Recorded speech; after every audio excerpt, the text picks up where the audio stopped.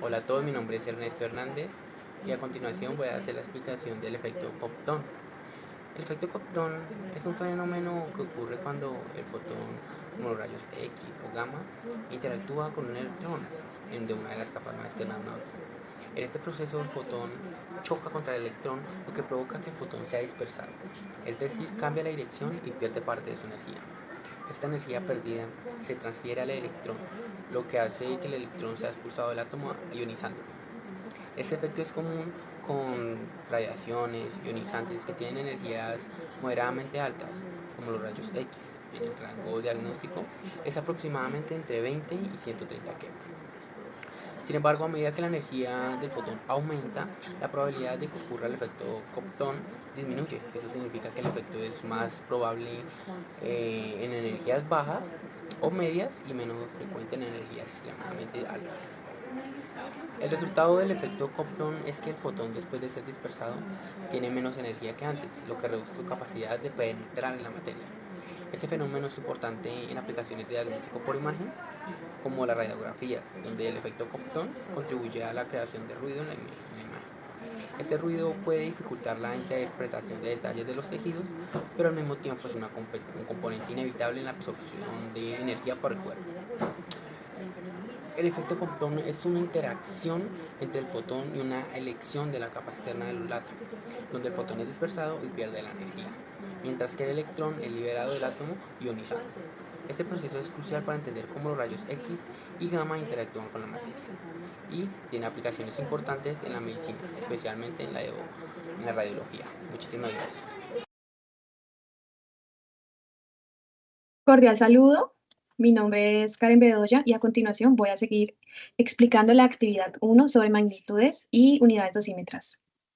Bueno, como ya explicó mi compañero anteriormente el efecto Compton, ahora vamos a explicar el efecto fotoeléctrico. Este efecto fotoeléctrico consiste en que hay un rayo X incidente que también se someten a interacciones ionizantes y a los electrones de las capas más internas. Este rayo X no se dispersa, sino que al contrario se absorbe totalmente. Cuando hay una energía de un rayo incidente con determinado lambda, como lo podemos ver acá en la imagen, hace que el electrón que está en la primera capa sea expulsado del átomo y a esto le llamamos fotoeléctrico. La energía incidente del fotón es totalmente absorbida por el efecto. La producción de pares. Bueno, cuando hay un rayo incidente, como podemos notar acá, que sea menor o igual a un megaelectronvoltios, tiene la capacidad pues, de atravesar las capas, como podemos notar en el dibujo. Y estas capas electrónicas pues, se pueden atravesar sin inmutarse y cuando se acerca al núcleo, ese campo nuclear fuerte que rodea el núcleo se transforma en fotón, teniendo en cuenta que la radiación electromagnética no tiene ni carga, no tiene masa y no es una partícula y viaja a la velocidad de la luz cuando interacciona con el núcleo. Cercano hace que la radiación se transforme en dos partículas, en un electrón y en un positrón, formando dos partículas con carga, masa, energía cinética. Bueno, ahora vamos a hablar sobre la interacción que tienen los electrones con la materia. Entonces, acá en el dibujo podemos notar que pues este es el núcleo, también está el radio y acá pues se ve cómo son los comportamientos cuando está girando por fuera el núcleo. Entonces, las colisiones suaves, como vemos acá, es una pequeña pérdida de energía. Estas son interacciones con un electrón incidente donde se pierde una pequeña cantidad de energía a la hora de interactuar con un electrón atómico. Esto es excitado a una energía de nivel superior, pero no es expulsada del átomo. Por consiguiente, pues el electrón regresa a su estado fundamental emitiendo una carga de baja energía. Luego vienen pues las colisiones fuertes, que es una gran pérdida de energía. En este tipo de colisión, el electrón transfiere suficiente energía al electrón atómico para expulsarlo del átomo.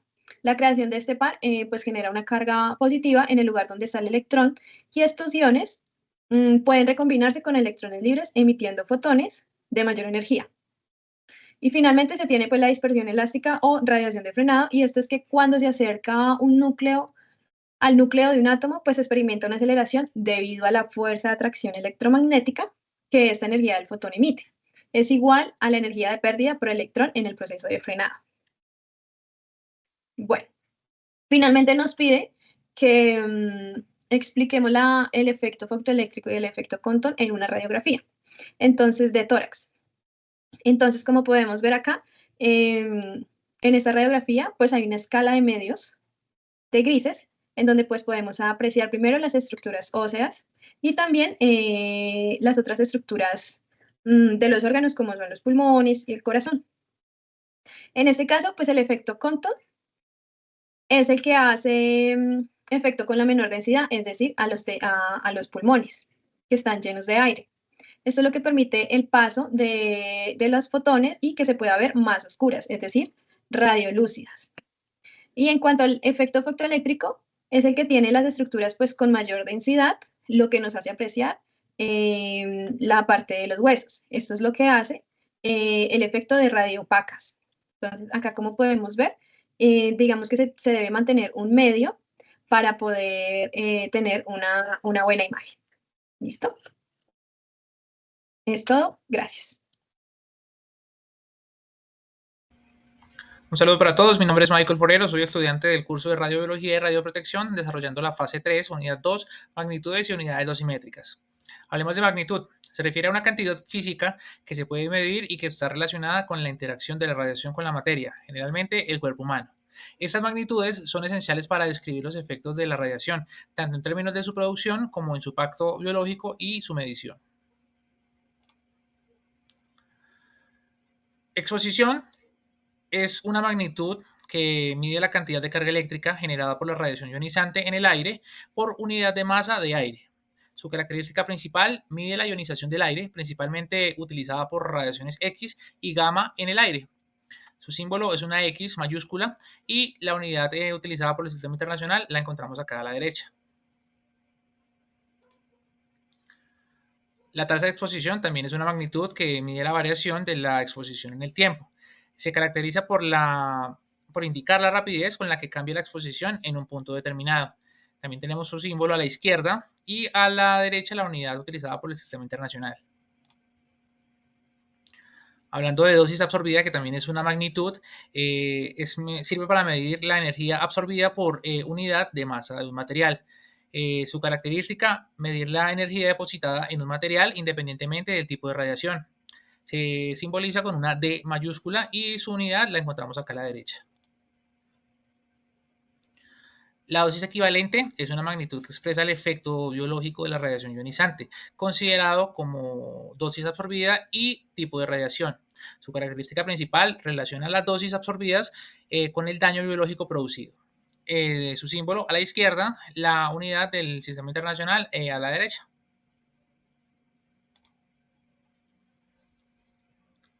Otra magnitud es la tasa de dosis absorbida. Mide la variación de las dosis absorbidas en el tiempo. Se caracteriza por indicar la rapidez con la que aumenta la dosis absorbida en un punto determinado. Se simboliza con una H mayúscula y la unidad de medida es el sieverta. Tasa de dosis equivalente. Es la variación de las dosis equivalente en el tiempo.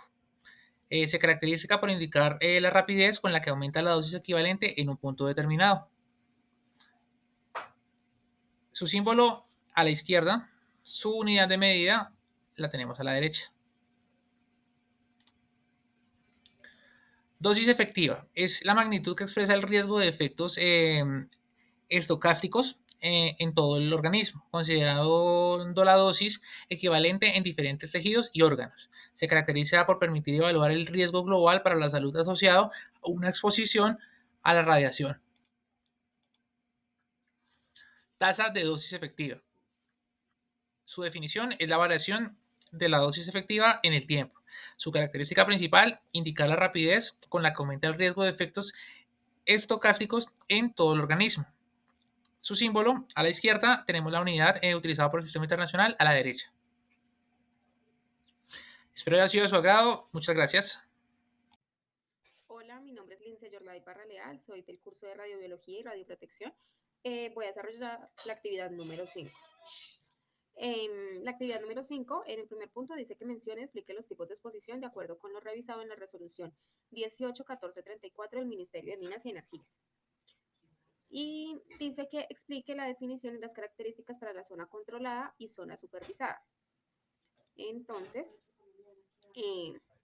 decimos que la exposición de personas a la radiación o sustancias radioactivas, la cual puede ser externa, irradiación causada por fuentes situadas fuera del cuerpo humano, o interna y radiación causada por fuentes existentes dentro del cuerpo humano.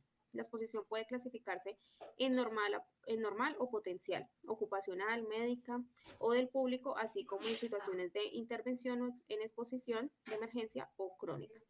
También se utiliza el término de exposición de radiodiosmetría eh, para indicar el grado de la ionización producido en el aire por la radiación ionizante. Entonces, voy a explicar una por una. La exposición crónica es exposición persistente en el tiempo. La exposición crónica, la exposición es persistente en el tiempo. La exposición de emergencia es una exposición causada como resultado de un accidente en el que se realizan acciones protectoras inmediatas. La exposición del público es la exposición sufrida por miembros del público a causa de fuentes de radiación excluidas de cualquier exposición a la radiación natural de fondo normal de la zona. La exposición médica es la exposición sufrida por los pacientes durante su diagnóstico o tratamiento médico o dental. La exposición sufrida de forma consciente por personas que no estén expuestas profesionalmente mientras ayudan voluntariamente a procurar alivio y bienestar a los pacientes. La exposición natural es una exposición causada por fuentes naturales. Y la exposición normal, exposición que se prevé que se recibirá en las condiciones normales de funcionamiento de una instalación o una fuente, incluso en el caso de pequeños percances posibles que pueden mantenerse bajo control. La exposición ocupacional es toda exposición de los trabajadores sufrida durante el trabajo, con excepciones de las exposiciones excluidas del ámbito de este reglamento y de las exposiciones causadas por las prácticas o fuentes exentas, con arreglo al presente reglamento. La exposición potencial es exposición que no se prevé que se produzca con seguridad, pero que puede ser el resultado de un accidente ocurrido en una fuente o deberse a un suceso o una serie de sucesos de carácter probabilístico, por ejemplo, los fallos de equipos o errores de operaciones. También podemos ver en esta resolución que en el título número 4, evolución de las exposiciones individual. El artículo 94 es la vigilancia radiológica individual. Los títulos de registro a los titulares de licencia y los empleadores serán los responsables de organizar la evaluación de la exposición ocupacional de los trabajadores, basada en la vigilancia radiológica individual. Cuando proceda y cuidarán de que se concierten las disposiciones adecuadas con servicios dosimétricos aprobados por las autoridades reguladoras o su delgada consecución a un programa adecuado de garantía de calidad. En el artículo 95, la exposición ocupacional significativa cuando un trabajador realice normalmente sus actividades en una zona controlada o trabaje ocasionalmente en una zona controlada y pueda sufrir una exposición ocupacional significativa. Deberá ser objeto de vigilancia radiológica individual. También vemos que en el artículo número 101, que son programas de vigilancia radiológica, los programas de vigilancia radiológica de los puestos de trabajo deberán especificar las magnitudes que han de medirse, dónde y cuándo han de efectuarse las mediciones y con qué frecuencia, los métodos y procedimientos de medición más apropiados y los niveles de referencia y las medidas a adoptar si son rebasados. También podemos decir que en el artículo 102 de los registros, los titulares de registro, los titulares de la licencia y los empleadores deberán mantenerse registros apropiados de las conclusiones del programa de vigilancia radiológica de los puestos de trabajo. Conclusiones que se pondrán en conocimiento de los trabajadores. En el contexto de la exposición radiológica, las zonas controladas y supervisadas se definen para garantizar la seguridad de los trabajadores y del público frente a la exposición o radiaciones ionizantes. Estas definiciones están alineadas con normativas internacionales y locales. Vamos a ver las diferencias entre la zona controlada y la zona supervisada y las características. Entonces, la zona controlada es un área donde se requiere un control especial de la exposición a la radiación ionizante debido a que los niveles de radiación pueden superar los límites establecidos para el público en general. Solo personal autorizado puede acceder a esta área y deben cumplirse medidas estrictas de seguridad y protección radiológica. ¿Qué características tienen? De la zona controlada es el monitoreo constante, acceso restringido, señalización y demarcación, protección radiológica, equipos de protección personal, evaluación periódica y potencial exposición. A esto aquí hace referencia. A un ejemplo, digamos, un laboratorio químico, ¿sí? Puede ser un laboratorio químico, puede ser una zona donde se hace, un ejemplo, una tomografía, ¿sí? Que allí solamente puede ingresar personal autorizado. Zona supervisada. Es un área donde los niveles de radiación son bajos, pero donde es necesario llevar a cabo una supervisión para asegurar que la exposición a la radiación no supere los límites legales y que las condiciones de trabajo sean seguras. ¿Qué características tiene? Tiene niveles bajos de radiación, supervisión regular, accesos menos restringidos, señalización y revisión periódica. ¿Esto a qué hace referencia? A un ejemplo, un lugar donde hacen rayos X, ¿sí? Pues obviamente sí tienes los niveles de radiación, pero son un poco más bajos que de una tomografía. O en su defecto, también hay consultorios de salud oral donde también hacen este tipo utilizan este tipo de radiación, entonces, pero son niveles más bajos. Entonces eso sería todo. Muchísimas gracias. Muy buenas tardes para todos. Mi nombre es Andrés Ibarra Murillo. Me tocó la actividad número 7 a continuación. Les voy a explicar el tema. La detección de la radiación se fundamenta en el efecto físico-químico que produce la radiación en la materia con la que interactúa. Dado esto, tenemos los detectores gaseosos que sus características son la sensibilidad, la precisión, el rasgo de detención, el tiempo de respuesta y la estabilidad en la medición a lo largo del tiempo. Los tipos de detectores gaseosos son cámaras de ionización, contadores, detectores de centelleo, cámaras de proporcionalidad. Su uso es para medir la radiación en entornos industriales, detiene la radiación en hospitales y centros de investigación, monitorea la radiación en áreas nucleares, detecta la radiación en la industria de la energía y se usa en medicina nuclear. Su función: detecta la radiación ionizante, alfa, beta, gamma, rayos X, medición de la intensidad de la radiación, identificación del tipo de radiación, el alerta y el monitoreo continuo de la radiación. Aquí podemos ver su estructura, que está compuesta por el detector, la ventana, el ánodo, la carcasa metálica, el conector de alto voltaje, el preamplificador y el amplificador lineal, y por último pues el pulso. Luego tenemos los detectores de centelleo, que sus características principales es la sensibilidad a la radiación, la capacidad para detectar la radiación de baja energía, el tiempo, la estabilidad y el bajo costo. Tiene tipos en forma de cristales de centelleo, plásticos de centelleo, fibra óptica de centelleo, etc. Sus usos: se usa para medicina nuclear, detiene la radiación en diagnóstico y tratamiento, monitorea la radiación en plantas nucleares, seguridad de detención de materiales radioactivos, investigación científica en el estudio de la radiación cósmica y aplicaciones industriales en la detección de la radiación en procesos industriales. La función es la detección de la radiación ionizante, la medición de la intensidad, la identificación del tipo de la radiación y el monitoreo continuo. A continuación observamos sus partes, las cuales está compuesta de centellador, el revestimiento, el sensor y la fibra WLS. Continúan los detectores termoluminiscentes, que sus características es también la sensibilidad alta a la radiación, la capacidad, el tiempo, la estabilidad, durabilidad y el bajo costo. Los tipos son de termoluminiscencia, de radiación termoluminiscente y de termoluminiscencia líquida. Se usa en medicina nuclear, en las industrias nucleares, en la seguridad de materiales reactivos, en la investigación científica y en la aplicación industriales. Su función: también detiene la radiación ionizante, la mide, la identifica y la monitorea continuamente la radiación. A continuación observamos sus partes, las cuales son de un sensor, de las aletas y de la referencia. Por último, tenemos los detectores por luminiscencia estimulada ópticamente 3. Sus características es de alta sensibilidad, capacidad, tiempo, estabilidad, durabilidad y bajo costo. Sus tipos son de OSL, de AL 203, de BEO y de MG B407, borato de magnesio, óxido de berilio y óxido de aluminio. Sus usos son para medicina nuclear, industrias nucleares, seguridad en la detención de los materiales radioactivos, la investigación científica y las aplicaciones industriales. La función es la detención de la radiación ionizante, medición de la intensidad de la radiación, la identificación y el monitoreo continuo de la radiación. Por último, tenemos la imagen donde se vence la radiación IR, el lente, el detector, el circuito electrónico de lectura, el sistema de imagen, las señales eléctricas y la radiación IR concentrada. Con esto damos por terminado la actividad número 7.